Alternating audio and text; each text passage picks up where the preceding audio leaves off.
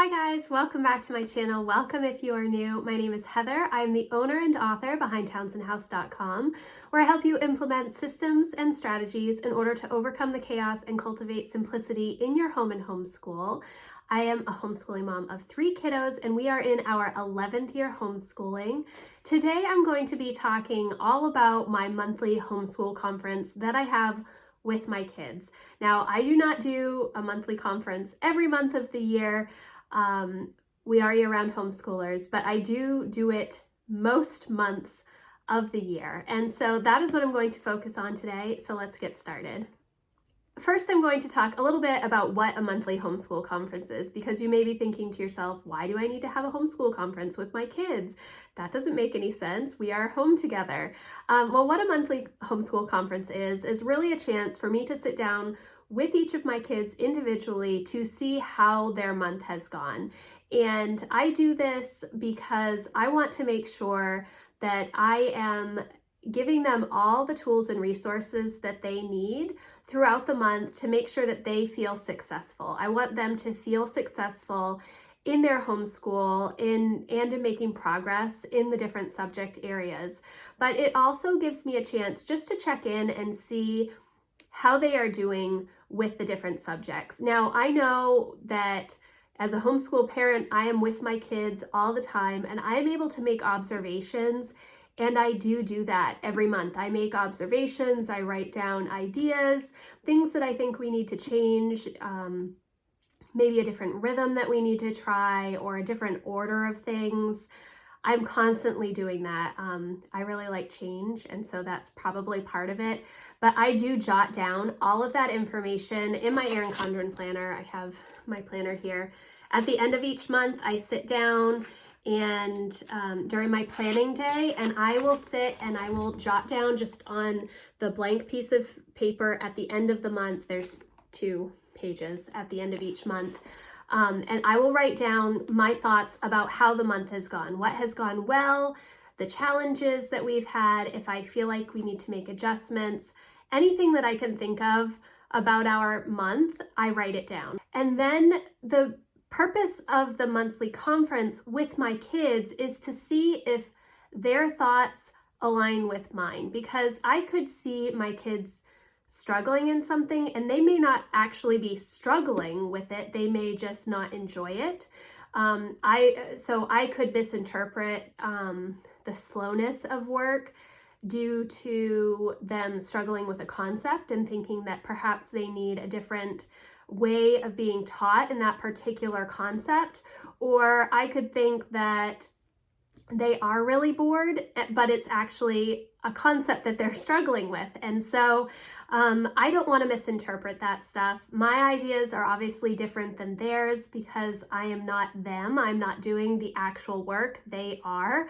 So I will sit down the day after my monthly planning day where I have jotted down all the things that I see, the successes and the challenges, and I will sit down with my kids and ask for their feedback in the different subject areas. Now, this can be a really quick meeting. It does not have to be, an hour of time that you're sitting with each child. And especially if your kids are little, you may not need to do this.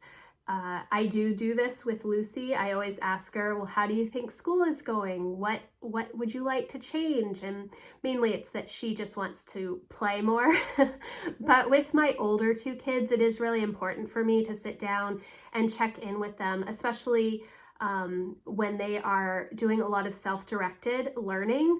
Emma does a couple of computer classes, online classes, not classes about computers, and she is very self-motivated to get her work done. And so I just like to check in and see, is she liking the work that she is doing? Are there things that she wants to change?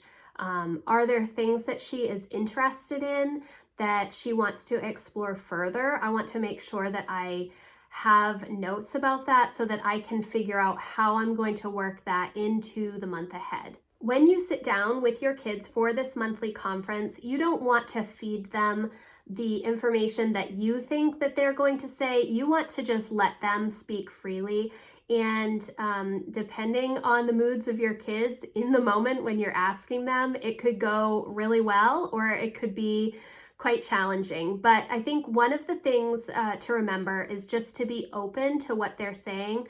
They may be really struggling with something, or they may feel like they're being held back, or there's something they're super interested in, and that's what they want to focus on during this little monthly conference time.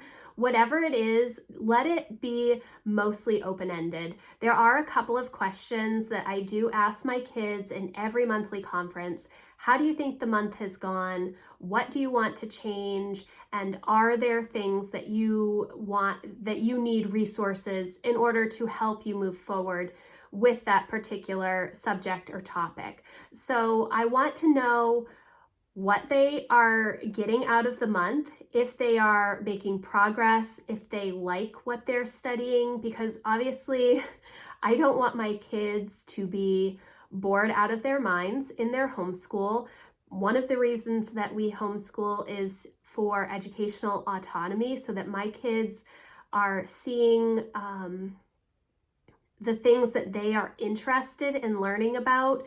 They are seeing that I am placing value in that as well. It's not just what mom says needs to be studied. So there is a balance there. There are definitely things that I find are very important for my kids to learn, math being one of them, and we do use a real math program. We don't do a lot of kitchen math. We do that as well, but it's not my focus for our math program. We have a curriculum that they need to go through. But if there is something that they are also interested in when it comes to math, whether it's some sort of engineering project or if they want to do more cooking and baking, I want to incorporate that into their month somehow. And so I take all of their ideas and what they say, and then that helps me think ahead as I'm planning out the month ahead. So I do my planning day the day before the conferences, but like I said, I do kind of have an idea of how things are going to go with my kids, and it's never been a huge complete 180 where I have to stop everything that I'm doing and change directions. For the most part, I'm able to intuitively know what is working for my kids and what they need help on.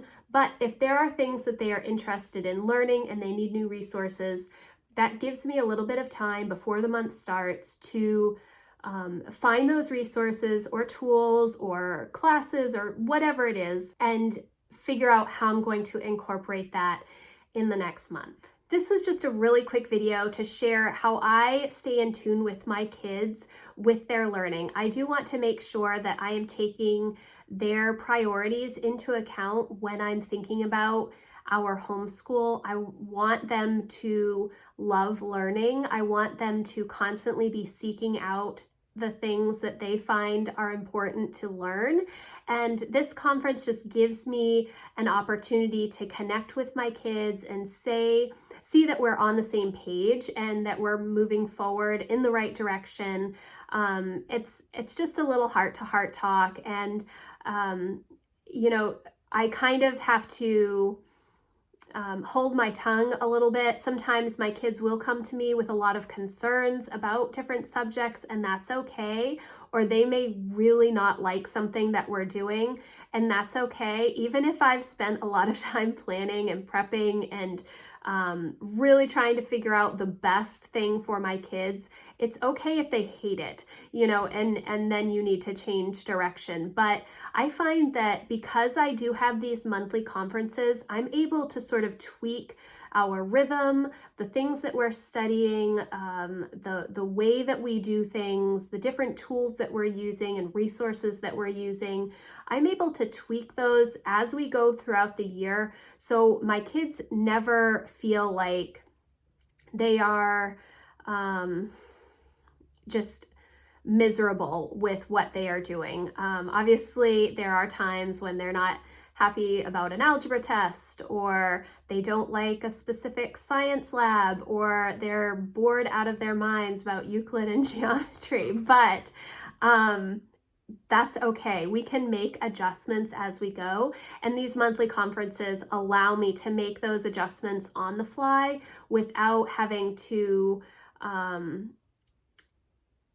completely redo everything. So for example, if I wasn't having these little conferences and we got to December and I realized that my kids are not understanding something with math, but they're still able to move through the material, and then we revisit that concept and it's just an awful time, I'm able to make the adjustments as we're going throughout the months instead of having hit a wall towards the end of several months of time, if that makes sense. So thank you guys so much for watching. I hope this video was helpful to you.